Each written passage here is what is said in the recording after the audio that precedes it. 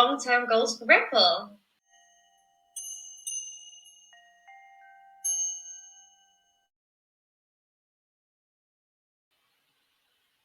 Hey everybody, it's Eddie from Tokyo. This is your cryptocurrency update from Japan, and what we have in this particular video is very much David Schwartz centric. He is the CTO of Ripple. He gave the keynote at the Global DeFi conference, and yeah, I can tell you that there was some real interesting information that came out of it, and I'm going to bring it down into some bite-sized nuggets. So let's hear David's answer to that question.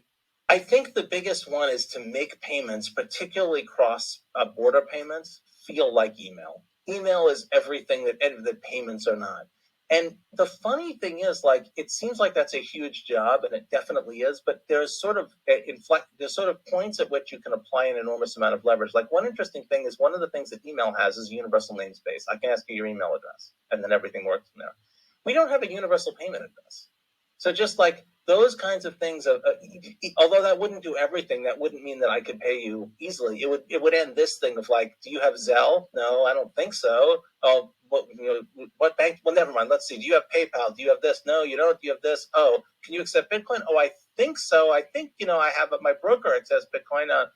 What's your receiving address? Oh, let me try to figure out how to get it. It saves the human negotiation. We could replace that with automated negotiation with just a payment address. So making the payment experience better, I think, is critical. And then I think also just providing tools and support to the ecosystem to allow it to develop. The way I think about Ripple is like our target market doesn't exist. Our target market are people who have these tools that are integrated, that have interoperability, that give them a seamless user experience. Just like Twitter's target market is people who have home internet access, right? And people who have smartphones. They're not trying to get people smartphones. They're not trying to get people home internet access. They start where we need to get. Like, we need to get to the point where our target market exists, right? Like if you had the idea for Twitter in the 90s, your target market doesn't exist, so you can't do anything with it. The long-term goal is to get that target market to exist so that we have a market for the products and services that we really want to be offering the world. It's a strange place to be. The nice thing about that is we need our competitors to succeed, right? Like, if you're Twitter, it's the MySpaces of the world and the GeoCities of the world that made people have home internet access, that made them have smartphones. So we're actually at a point where we need to be benevolent, because it could, just like no company could build the internet all by itself. They couldn't do smartphones and ISPs and Twitter, and right, no company could do all of that. So you need an ecosystem to exist. And so it's nice that we're in a position where benevolence is in our self-interest. It's kind of ironic. So we want to grow we want our competitors to succeed, perversely. Within that 30-minute video, it was David in his awesomeness mode, definitely. What I did is make a mashup clip of really something very important. It's about the AMM, or the Automated Market Making Tool.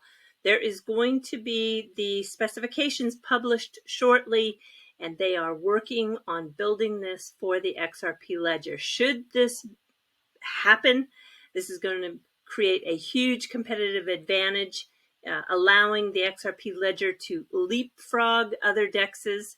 And there is some secret sauce to this too. At the 1 minute 53 second mark, you'll hear that they are addressing something new and unusual. So anybody who doesn't have an AMM that is operating a DEX, well, they're going to be left behind, because it is a must-have for anyone going forward. Have a listen. So a lot of people don't know this, but the XRP Ledger was the original decentralized exchange, fully functional since 2012 without incident. Where you need a decentralized exchange is where you have access to a number of interesting tokens. So if some people have XRP, and some people have Bitcoin, and some people have dollars, that's when there's a need for a decentralized exchange. And what we built is a decentralized exchange, payment, path binding, all of these sophisticated features, order books, to make a multi-asset payment just work. As it happens, the XRP Ledger has a number of design features that give its DEX a huge competitive advantage, especially if combined with automated market making. The XRP Ledger today does not have any support for automated market making, and I think all major DEXs have shown that is a must-have. The XRP Ledger uses order books instead. These work, and they work well. They just don't provide as much liquidity as automated market makers can. And I think another important point is Automated market makers allow stakeholders to get a return from the profits the automated market maker gets. Done right, automated market makers on the XRP Ledger could be a game changer, uniquely positioning it to leapfrog other DEXs. Those who don't seek innovations that make managing liquidity on these DEXs simpler and accessible are going to get left behind. Because of the XRP Ledger's inherent advantages as an AMM and DEX platform, Ripple's engineering team is designing an expansion to XRP Ledger's order book DEX to include an automated market maker, offer better user experience, and greater liquidity to this long tail of tokens.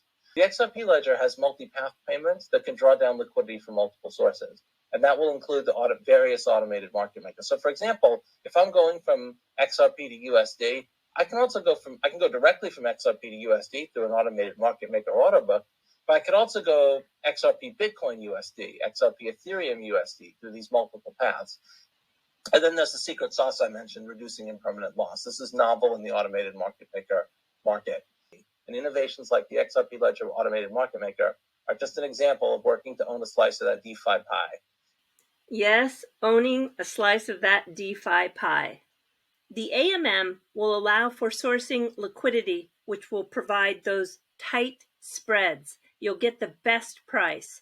And when you're solving the payments problem, this is absolutely going to be key to the expansion of payments on the XRP Ledger. There's going to be a whole new world of ways to participate in DeFi on the XRP Ledger.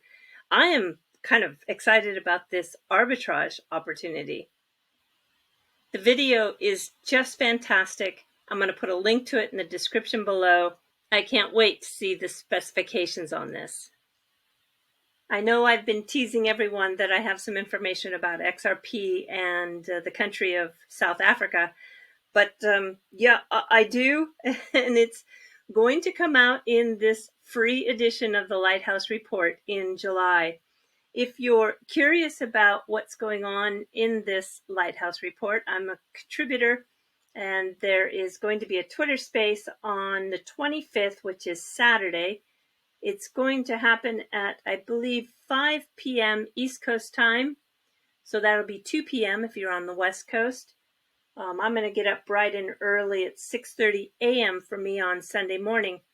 But I'll definitely be there, and there's going to be, I think, a few other contributors in that Twitter space, and you'll be able to learn a little bit more about this research report.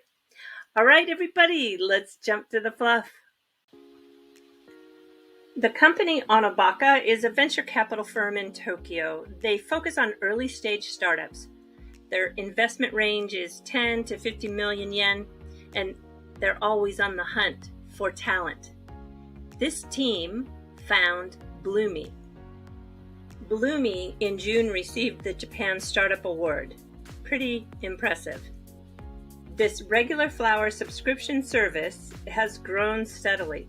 They are operated by a company whose name is User-like, and they've shipped more than 12 million flowers. They've raised, as of January this year, 4 billion yen or 29 million US dollars.